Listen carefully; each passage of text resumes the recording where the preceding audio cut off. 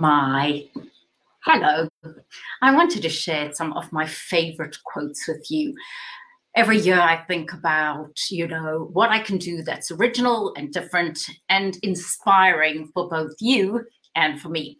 So last year I said, what were things we had to do? And it was 22 practices for 2022. And this year I thought about 23 inspiring words of wisdom for 2023. And I've gathered together quotes from sages of the past, people like Viktor Frankl, Holocaust survivor and psychotherapist, and then people like Oprah and Brene Brown. But again, my words of wisdom for 2023, so that's 23 quotes for 2023. While you're watching this, please, if you have additional quotes or comments that you want to add into the chat, things that have inspired you, please put them in there so that other people can see them. And I'll begin my 23. And by the way, these are 23 words of wisdom in no particular order. So love your thoughts, and please put your words of wisdom into the comments because I'll add those, and we'll have hopefully numerous words of wisdom for this coming year. And let's face it, we all need it. So the first one is the greatest discovery of all time is that a person can change his future by merely changing his attitude. And that, of course, is, anybody guess? Oprah Winfrey. And then JFK said, change is the law of life. And those who look only to the past or present are certain to miss the future. Quote number 3, and Mark Angelos has just joined us. Mark, I hope you're going to share your favorite quote right now.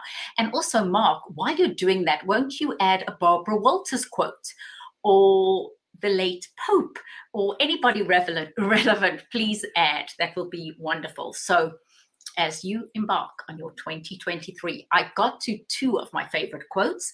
I'm going to get to number 3, and that is, not everything that is faced can be changed, but nothing can be changed until it is faced. So that's James Baldwin, and think about how that impacts you. And for those of us who are in the world of communication, this quote is particularly pertinent, and that is this one. The single biggest problem in communication is the illusion that it has taken place. So hopefully 2023 will be a year where you really think about communication and really are very clear and concise and double check and clarify. Then communication leads to community, that is to understanding, intimacy, and mutual valuing. And in the world of communication training and speaking, that is so pertinent. And I recently picked up a book at the airport by Oscar Trimboli, and it was called How to Listen. And this quote on listening really, really resonated with me. And that is, listening is the willingness to have your mind changed. I like that. Mark Angelos, I love the quote you've just shared with us. And that is, whether you think you can or think you can't, you're right. That's a beautiful quote and something so pertinent. Thank you, Mark. And Mark, if you don't mind looking up a Barbara Walters quote for me, that would be awesome, given the fact that today the legendary Barbara Walters has died. So teamwork begins by building trust, and the only way to do that is to overcome our need for invulnerability. And that's been really a message of 2022 is we've asked leaders and people in power to be vulnerable so that we can connect and there can be trust. Mark, I know you'll enjoy this one. You may be disappointed if you fail, but you are doomed if you don't try.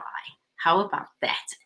And then this is something I quote almost in every talk and workshop that I give, and that is, there is no greater impediment to getting on well with other people than being ill at ease with yourself.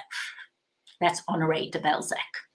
And then Don Ruiz Miguel, the 4 agreements: don't make assumptions and don't take things personally.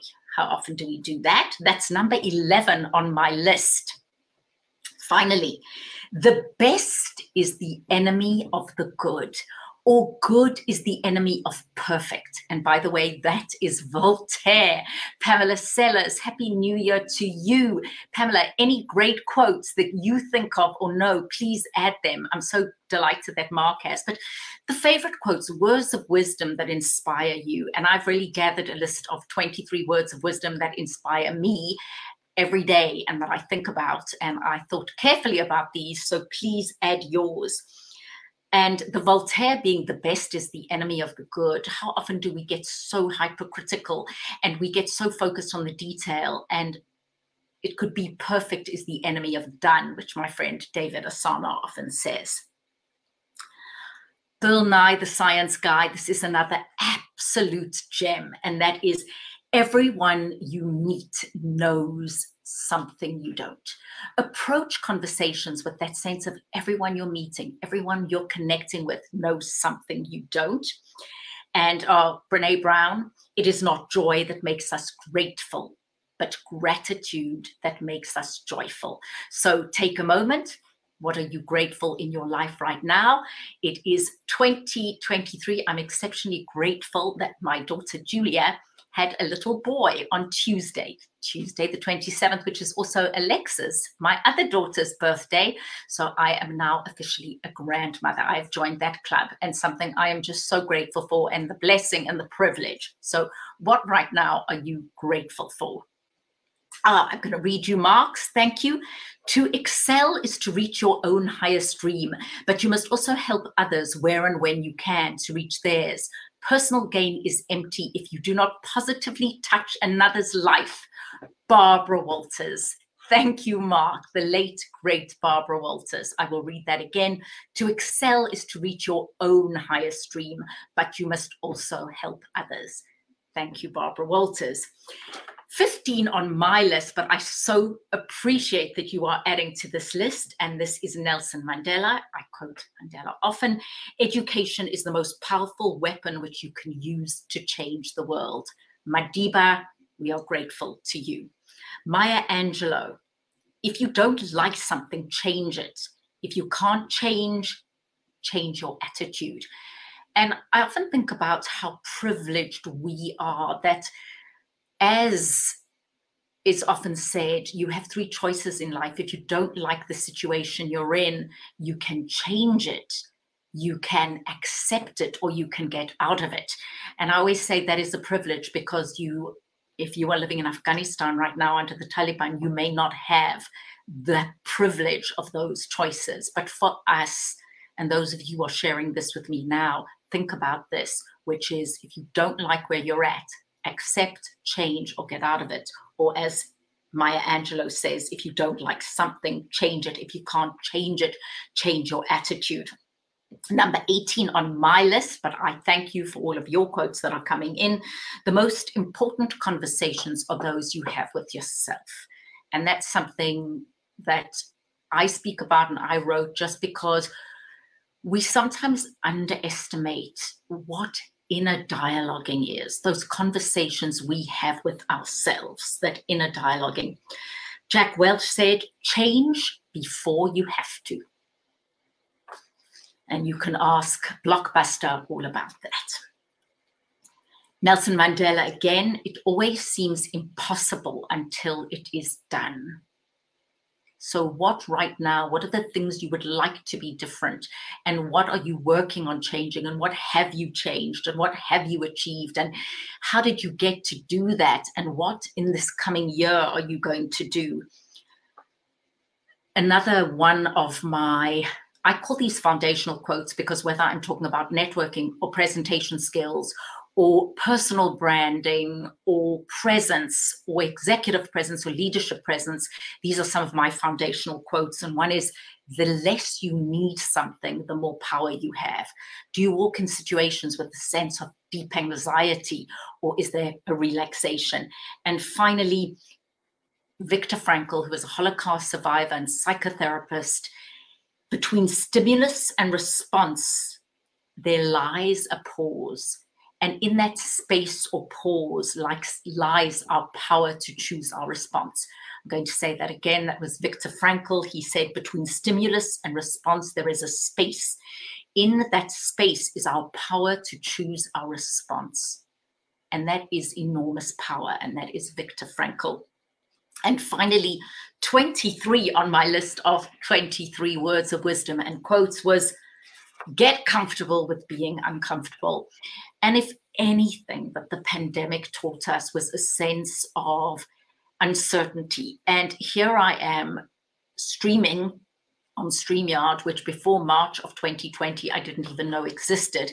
And the idea of getting comfortable with new technology or new situations and accepting that change is difficult, whether it's positive change or negative change. All of us resisted on some level. Think about your ways. It's telling you to go a different way on a route you've always gone the same way. Do you listen to the new route, or do you revert to going the route you've always gone? Because on some subconscious level, we resist anything different. Just try brushing your teeth with the other hand. It's not always comfortable. So as we embark on 2023, and really I speak to myself as much as I speak to all of you, is looking at this year and saying, what insights did we gain from March of 2020, 21, 22? What aspects of your life really worked for you? And we talk about stop, start, and continue. So what would you like to continue doing? What relationships would you like to continue nurturing? So that's the continue piece. But when you look back at the year, what was very stressful? What would you like to stop doing? What would you like to do less of? And we all have famous resolutions for 2023, don't we?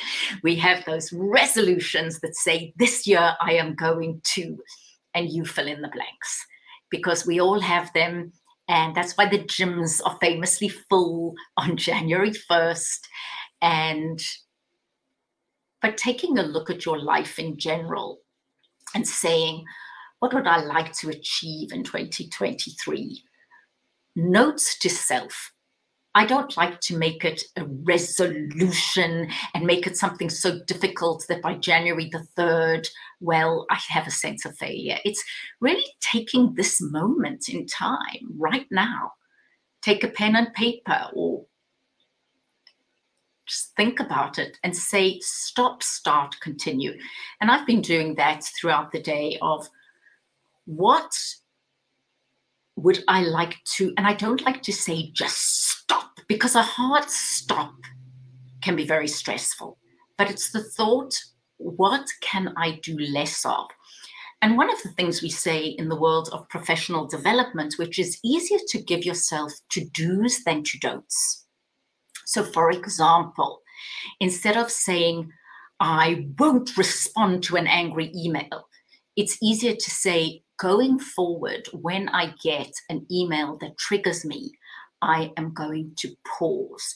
Because remember, as Viktor Frankl says, between stimulus and response, there lies a pause. And in that pause lies my power to choose. So what am I going to choose to do differently?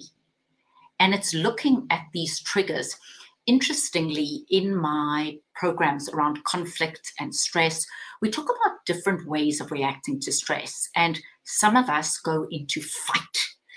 The minute there's any kind of stress or conflict, we're at war. So if you're one of those people and that hasn't served you, maybe you need to say, I'm going to fight less, or look at different ways of dealing this. So it's fight or flight or freeze. So when there's conflict and stress, do I simply freeze? Do I run away? And as I embark on this new year, am I going to look at new ways of dealing with situations? Perhaps not fight or freeze, but I'm going to deal, I'm going to confront. Or there's a fourth one, and that is something called fawn, F-A-W-N. So fight, flight, freeze, or fawn. And what is fawn? Fawn is when you're stressed or you're dealing with conflict, you overcompensate. You go into what I call over nice, conciliatory, guilty mode, where you feel you've got to fix it. And whether it's your fault or not, or stress, you go into being over-placating. So ask yourself, if fight, flight, freeze, or fawn in the extreme hasn't served me well in 2022. How can I deal with those stressful situations differently in 2023? And that's why giving ourselves not hard resolutions, but more, I am going to develop greater self-awareness. So when I am triggered, which we all are, I am aware of my response. And I'm going to look at that response and say, could I handle it differently? So those are things that we look at. So to-dos are easier than to-don'ts. And then something that I feel we overlook so much is, what am I going to continue doing? I've been speaking and training for over 3 decades. And it's interesting how the brain works, because we know that positive thought very often is just like Teflon, whereas negative thought is like Velcro. So when I coach people or work with teams or groups and I say, well, what went well over the last year? Some people immediately can think of things. And for some people, it's not effortless. They have to really dig deep and they go, I can't really think of what went well. And I'm asking you to take a moment and say, what did you do well? Because automatically I can tell you all the things that didn't work out. I can tell you all the moments where I wish I had done things differently. I can tell you all the situations that I wasn't at my best, because our brain automatically remembers those. But if I ask you to think of what you need to continue doing in 2023, that may take a moment to dig deep. And Pam said, what is the on means if fawn please? So this is what I wanted to explain was, and I'll go back to that and I'm answering your questions as I'm learning, is that in stress, we go into fight, flight, freeze, or fawn. And fawn is like, I am fawning over you. I am too placatory. I hope that clarifies that. And that Pam, who is a brilliant, brilliant woman, former CNN colleague and remarkable person, says, what does the AWN mean if fawn please? So it's fight, flight, freeze, or fawn. And I hope I've said that and clarified that for you. But ask yourself what state you go into.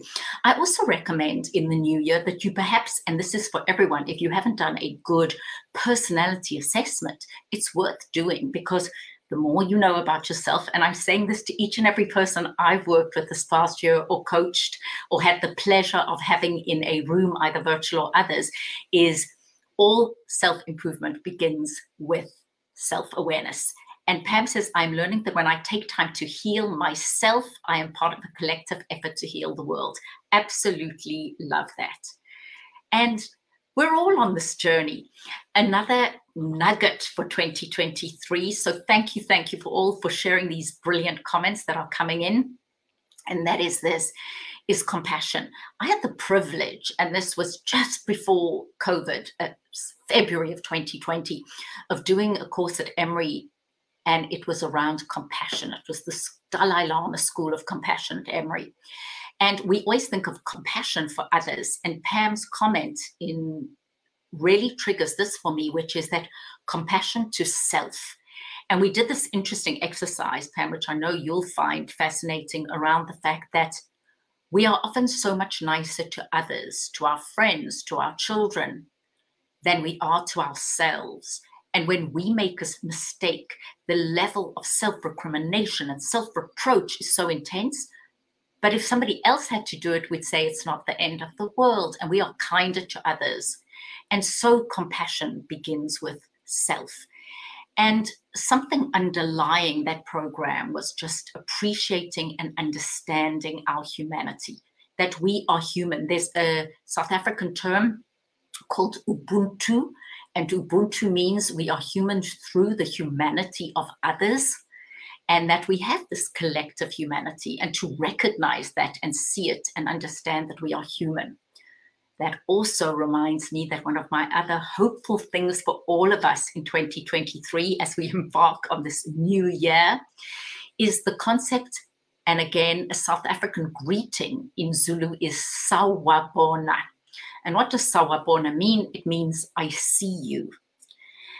And so often we're so busy and we're so focused on getting a task done, or we're so mired in day-to-day reality that we forget when we connect with others, the most powerful thing we can make them feel is that I see you.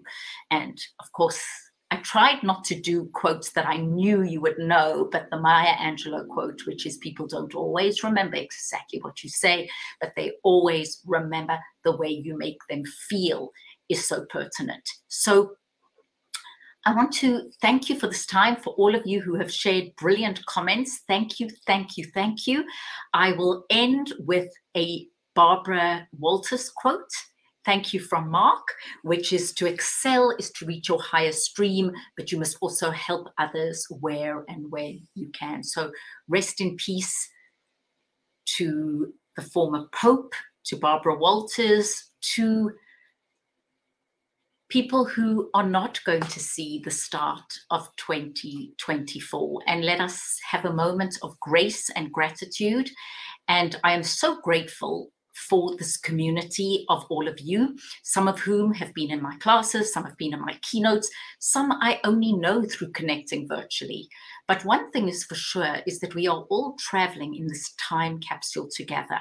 So in 80 years, it won't be me broadcasting on StreamYard, it will be someone else. But for this moment in time, we are all traveling together. So a reminder of compassion, deep compassion. And I'll end today with the concept of Ubuntu. We are human through the humanity of others. So wishing each and every one of you just a happy, healthy, peaceful, and fulfilling 2024.